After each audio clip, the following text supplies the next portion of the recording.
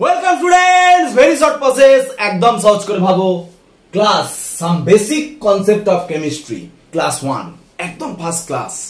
এখানে যেটা জানতে হবে যে mole concept, number of atoms and molecules, mole number এবং অ্যাটম মলিকিউলস নাম্বার মানে পরমাণু সংখ্যা, অণু সংখ্যা। তো প্রত্যেকের মধ্যে দেখো একদম ছোটবেলা থেকে এটা পড়ে আসছো, ধারণা যে এইগুলো এত শিখে কি করব, এত পরমাণু এত গণনা করে কি করব। আচ্ছা তুমি একটু ভাবো, এখন তো এত লোক দেখবে বাড়িতে বেশিরভাগ লোকেদেরই দেখবে সুগার হচ্ছে। তো সুগার হলে সুগারের ওষুধ খায়, আবার খুব বেশি সুগার হলে দেখবে ইনসুলিন নেয়। তোমরা কি জানো সুগার যতটা পরিমাণে বেশি থাকছে ব্লাডে, কতটা পরিমাণ তার অ্যামাউন্টটা কটা মলিকিউল সুগার বেশি আছে, সেই মতো কিন্তু ইনসুলিন দিতে হবে সেটাকে নিউট্রালাইজ করার জন্য। এবার ধরো তুমি কাউন্ট করতে জানো না, তোমার সুগার মলিকিউলস যা আছে তার থেকে বেশি ইনসুলিন দিলে, তাহলে সুগার নর্মাল ব্লাডে যার যেটা থাকার কথা তার থেকে ধরো আরো কমে গেল, তাহলে সুগার ফল করলে এমনি কিন্তু সেই দিনই মানুষ মারা যাবে। তাহলে ভাবো সুগার বেড়ে গেলেও যেমন প্রবলেম, সুগার কমে গেলেও তেমন প্রবলেম। তাহলে সুগার মলিকিউলস কটা আছে সেটাকে নিউট্রালাইজ করার জন্য তুমি যে মেডিসিনটা দেবে ঠিক কতটা অ্যামাউন্টের, কতটা পাওয়ারের মেডিসিন বা ইনসুলিনের পাওয়ার কতটা, সেটা চেক করার জন্য তোমাকে তো atom number, molecule number count করতে হচ্ছে, হ্যাঁ কি না বলো? আমি এটা চিকিৎসা ক্ষেত্রে দেখালাম, তো সব ক্ষেত্রে এরকম প্রত্যেকটা জায়গায় তুমি কাউন্ট না করলে কিন্তু তুমি ক্যালকুলেশন করে তুমি সেগুলো বানাতে পারবে না। খুব ইম্পর্টেন্ট ব্যাপার যে তুমি এই কাউন্টটা তোমাকে করতে হবে, অ্যাটম নাম্বার, মলিকিউলস নাম্বার, মোল নাম্বার ব্যাপারটা কি এই সম্পর্কে পুরো জানতে হবে। দেখো প্রথম বলি সাবস্ট্যান্স, পদার্থ, তিনটে ভাগ: এলিমেন্ট, কম্পাউন্ড, রেডিকাল। মৌল, যৌগ, মূলক। মৌল মানে কি? ধর অক্সিজেন, কি হাইড্রোজেন, কি নাইট্রোজেন, মানে একই ধরনের সব অ্যাটমস রয়েছে। কম্পাউন্ড মানে দু ধরনের এলিমেন্ট জুড়ে, যেমন কার্বন ডাই অক্সাইডে দেখো এটা একটা কম্পাউন্ড। কেন? কার্বন অক্সিজেন দু ধরনের আছে, কি গ্লুকোজ C6H12O6, তিন ধরনের কার্বন হাইড্রোজেন অক্সিজেন নিয়ে তৈরি। র্যাডিকাল মানে কি? ধরো কার্বনেট CO3 2-, র্যাডিকাল মানে মাথায় চার্জ থাকবে, বা NH4+, এইগুলো র্যাডিকাল। এখন এলিমেন্টের আবার দেখো দুটো ভাগ বলছে, মলিকিউল আর অ্যাটম। মলিকিউল আর অ্যাটম মানে অক্সিজেন মলিকিউল মানে O2, মানে অক্সিজেন অণু, আর অক্সিজেন পরমাণু বা অক্সিজেন অ্যাটম মানে O। নেচারে কোনটা থাকে? O2 থাকে, O থাকে না, তাই না? এইগুলো সম্পর্কে একটু জানো। তো এখন যেটা জানতে হবে মোল কনসেপ্টে, যেটা ফার্স্ট যেটা আমাদের জানা দরকার সেটা হচ্ছে এইটা। এই একটা লাইন শিখে গেলে তুমি 1000 ম্যাথ করতে পারবে, 1000 নিউমেরিক্যাল প্রবলেমস করতে পারবে, এই একটা লাইন। কিন্তু এটাই ভালো করে কেউ করতে পারে না। 1 মোল সাবস্ট্যান্স, সাবস্ট্যান্স মানে কি? পদার্থ, মানে সেটা অ্যাটম হতে পারে, মলিকিউল হতে পারে, র্যাডিকাল হতে পারে, যাই হোক। সেই 1 মোল সাবস্ট্যান্সের মানে কতটা ওয়েট? m গ্রাম। এমটা কি? যদি মলিকিউল হয় এমটা হচ্ছে তার মলিকুলার ওয়েট, মানে অণু হলে এটা তার আণবিক ওজন। যদি এটা অ্যাটম হয় এটা অ্যাটমিক ওয়েট, মানে পরমাণু হলে তার এটা পারমাণবিক গুরুত্ব। সাপোজ আমি বলছি, ক্লিয়ার করে দিচ্ছি, দেখো যদি সাবস্ট্যান্সটা দু রকম ভাবছি, আমি যদি CO2 ভাবি সাবস্ট্যান্সটা, আর কেউ যদি শুধু কার্বন ভাবে, দুটো আলাদা জিনিস। CO2 ভাবলে আর C ভাবলে, CO2 মানে তো একটা মলিকিউল আর C মানে তো একটা অ্যাটম, তাহলে C এর অ্যাটমিক ওয়েট 12। এইগুলোর চার্ট আছে, জানো তো তোমরা ছোটবেলায় পড়েছো, হাইড্রোজেনের অ্যাটমিক ওয়েট। দেখো একটা কথা এই প্রসঙ্গে বলে নি, হাইড্রোজেন আমরা লিখি দেখবে 1, কার্বন দেখবে লিখি 6, ওপরে 12, অক্সিজেন দেখবে লিখি 16, 8। এই যে এইটা কি বলতো? মাস নাম্বার, ভর সংখ্যা। অ্যাটমিক ওয়েটটাও এটাই হয়, মানে পারমাণবিক গুরুত্ব। আর এটা হচ্ছে প্রোটন নাম্বার আর ইলেকট্রন নাম্বার, আর নিউট্রন নাম্বার হচ্ছে এটা মাইনাস এটা মাইনাস এটা নিউট্রন নাম্বার, ঠিক আছে? তো কার্বনের অ্যাটমিক ওয়েট 12, ঠিক আছে, মাস নাম্বারও 12, অক্সিজেনের অ্যাটমিক ওয়েট 16, এরকম করে তোমরা জানো। তা কার্বনের অ্যাটমিক ওয়েট 12, CO2 এর অ্যাটমিক ওয়েট না, যেহেতু এটা মলিকিউল, তাহলে CO2 কত হবে? কার্বন অক্সিজেনের 16 × 2 করলে কত হচ্ছে? 44। তাহলে একটা ভাবো, এই সাবস্ট্যান্সটা যদি CO2 হয় তখন এই যে m এর ভ্যালুটা হচ্ছে 44, কারণ দেখো CO2 এর মলিকুলার ওয়েট 44, তার মানে তখন 1 মোল CO2 মানে 44 গ্রাম। আবার যদি বলে 1 মোল কার্বন তখন আবার 12 গ্রাম। তুমি কি নিচ্ছ তার উপর ডিপেন্ড করবে। যদি বলে 1 মোল গ্লুকোজ তখন C6H12O6, এটা মলিকুলার ওয়েট বের করলে পাবে 180, তখন এটা 180 গ্রাম। মানে m মানে অ্যাটমিক ওয়েটও হতে পারে, মলিকুলার ওয়েটও হতে পারে, সাবস্ট্যান্সের উপর ডিপেন্ড করছে। সাবস্টেন্সটা যদি সালফেট হয় SO4 2- তখন M মানে কি হবে, সালফারের 32, অক্সিজেনের 16 ইন্টু 4 করলে কত হবে, যেটা হবে সেটা। 2- এর জন্য কোনো প্রভাব পড়বে না, এখানে পড়ে না এটা, ঠিক আছে। তাহলে M মানে বুঝতে পারলে তো, যা হবে সেটা। এই যে M গ্রাম, যাই সাবস্টেন্স নাও, সে CO2 নাও আর এই কার্বন, শুধু কার্বন নাও, যাই নাও, এইটায় কত নাম্বার থাকবে, অ্যাভোগাড্রো নাম্বার সেইটা থাকবে। অ্যাভোগাড্রো নাম্বার সেইটা থাকবে মানে তুমি যদি CO2 নাও, 1 মোল CO2 মানে 44 গ্রাম, সেই 44 গ্রাম CO2 এর মধ্যে অ্যাভোগাড্রো নাম্বার CO2 থাকবে। আর 1 মোল যদি তুমি কার্বন নাও মানে 12 গ্রাম, তাহলে 12 গ্রামের মধ্যে কতগুলো কার্বন থাকবে, অ্যাভোগাড্রো নাম্বার কার্বন থাকবে। 1 মোল যা কিছু নেবে তার মধ্যে অ্যাভোগাড্রো নাম্বার সেই জিনিসটা থাকবে। আর তার এসটিপি তে ভলিউম হবে 22.4 লিটার, ঠিক আছে। এইটা মানতে হবে। এসটিপি মানে হচ্ছে স্ট্যান্ডার্ড টেম্পারেচার প্রেসার, মানে স্ট্যান্ডার্ড টেম্পারেচার প্রেসার মানে 1 অ্যাটমসফিয়ার প্রেসার আর 0 ডিগ্রি সি টেম্পারেচার। তাহলে তুমি এটা কিন্তু একদম মাথায় ভালো করে নিয়ে নাও, যে কোনো কিছু ধরো আমি বললাম দুটো জিনিস নিয়ে বলছি, 1 মোল মিথেন বলো, মিথেন মানে কত গ্রাম, কার্বনের 12, হাইড্রোজেনের 1 ইন্টু 4 মানে কত হলো 16 গ্রাম। তাহলে মিথেনের 1 মোল মানে 1 মোল মানে 16 গ্রাম।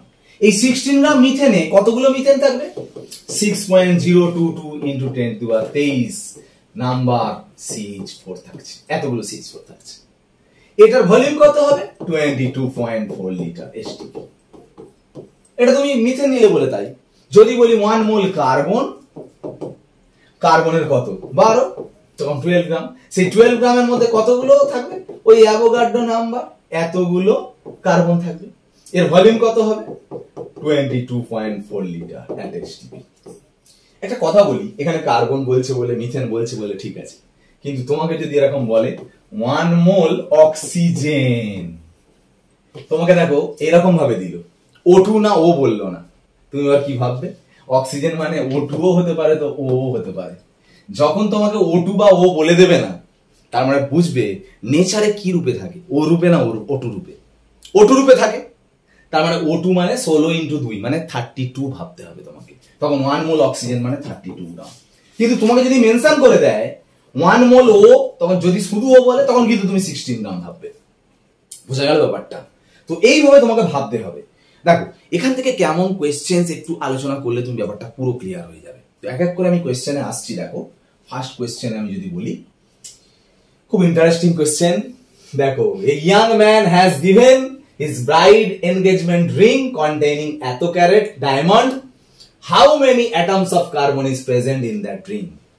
মানে একটা ইয়াং ম্যানের বিয়ে হবে, বিয়ের আগে এনগেজমেন্ট, আংটি দিচ্ছে, ঠিক আছে, সে আংটিটায় কি দিয়েছে দেখো, এত ক্যারেট ডায়মন্ড দিয়েছে। ভাবো ডায়মন্ড এত ক্যারেট, সে দেখে নিয়েছে। এবার যদি বলি ওই ডায়মন্ডটা যেটা দিয়েছে শ্বশুর মশাই, তো এর মধ্যে কতগুলো কার্বন আছে, কাউন্ট করবে কি করে? ডায়মন্ড মানে কার্বন, ডায়মন্ড বাংলা হচ্ছে হীরক, হীরক মানে হচ্ছে ডায়মন্ড কার্বনেরই তো রূপভেদ, অ্যালোট্রপি অফ কার্বন। মানে এখানে ডায়মন্ড মানেই হচ্ছে সি, কার্বন। বোঝা গেল? সি এর অ্যাটমিক ওয়েট কত, 12। তার মানে 12 গ্রাম কার্বন মানে 1 মোল, মানে কতগুলো কার্বন দিয়েছে, 6.022 into 10⁻23 number of carbon atom. যেহেতু এটা কার্বন, C12 কার্বন তো একটা অ্যাটম, তাহলে এই 12 যেহেতু কার্বনের অ্যাটমিক ওয়েট, তাহলে 12 গ্রামের মধ্যে অ্যাভোগাড্রো নাম্বার কার্বন অ্যাটম আছে। এটা আমি লিখলাম। এবার তুমি কত গ্রামে বের করবে, তোমাকে দিয়েছে এত ক্যারেট, তো এত ক্যারেট মানে বলে দিয়ে থাকে 1 ক্যারেট মানে 200 মিলিগ্রাম, তাহলে 0.5 ক্যারেট মানে 0.5 ইন্টু 200 ক্যারেট, ঠিক আছে, 200 ইন্টু 0.5 করলে হবে 100 মিলিগ্রাম। 100 মিলিগ্রামকে গ্রাম করতে পারবে না, মিলিগ্রাম থেকে গ্রাম করবে কি করে, 100/1000 গ্রামে কত আছে, ব্যাস এটা ক্যালকুলেট করবে, অ্যান্সার শেষ। মানে 6.022 ইন্টু 10⁻23/12 ইন্টু 100/1000, এটা ক্যালকুলেশন করে যেটা হবে অতগুলো কার্বন দিয়েছে। এই যে এত ক্যারেট তোমাকে যে এনগেজমেন্ট রিং দিয়েছে, তার মানে এতগুলো কার্বন দিয়েছে তোমার শ্বশুর মশাই। ভাবো, এটা বুঝতে হবে তোমাকে, ঠিক আছে। তো এইভাবে ক্যালকুলেট করতে হবে তোমাকে। নেক্সট কোশ্চেন দেখো, find the number of hydrogen atom and electrons present in 0.09 gram of water. দেখো একটা কথা বলি, এটা একটু যেন আলাদা ব্যাপার হলো।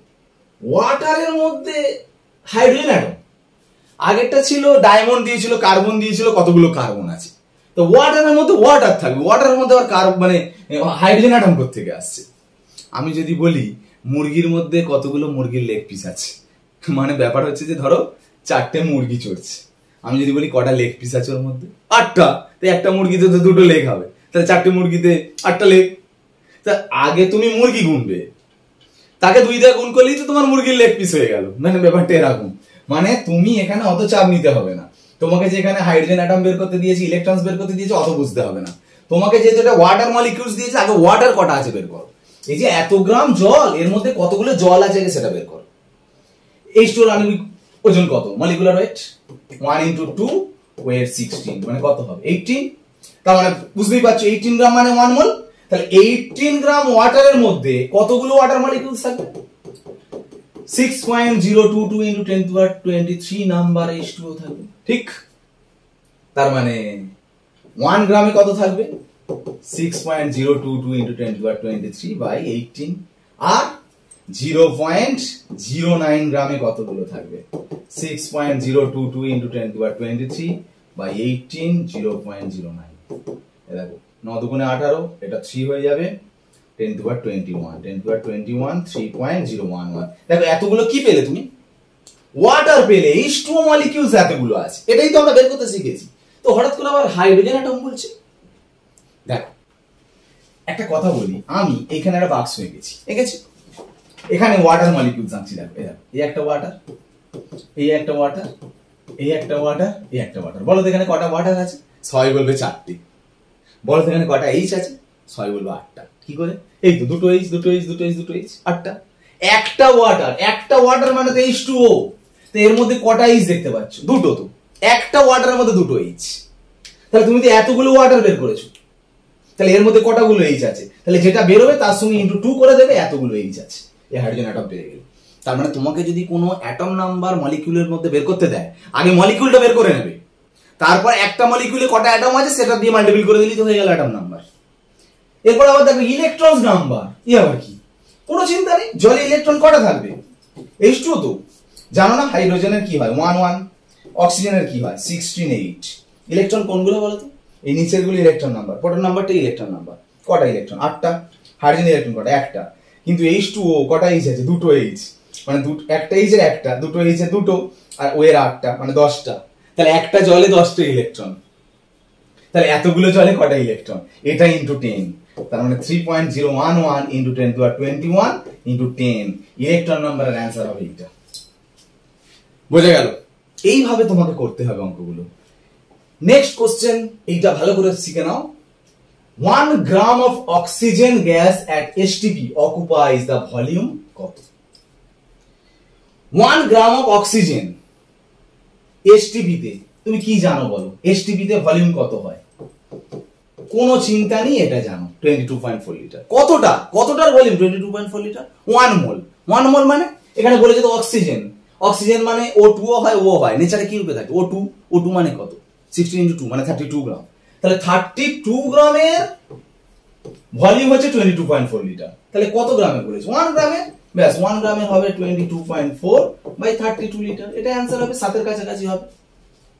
এই কমপ্লিট, বুঝে গেল। এই অ্যাটমস নাম্বার, মলিকিউলস নাম্বার, মোল নাম্বারের কনসেপ্টে কোশ্চেন, মানে এই কনসেপ্ট শিখলেই যথেষ্ট। ঠিক আছে, ভালো করে ক্লাসগুলো করো। বেসিক কনসেপ্ট অফ কেমিস্ট্রি কিন্তু প্রচুর নিউমেরিক্যালস প্রবলেমস, কিন্তু একদম স্মার্টলি ভালো করে কনসেপ্ট ক্লিয়ার রাখবে, না হলে কিন্তু ম্যাথগুলো মনে হবে যেন বাবা কত ম্যাথ, কত কিছু। ঠিক আছে, এটা সুন্দর করে একদম হয়ে যাবে, একদম ভিতর থেকে নাও, একদম ম্যাথগুলো একদম জলের জল হয়ে যাবে। ঠিক আছে, ওকে, আজকের ক্লাস এখানেই শেষ করলাম, বাই।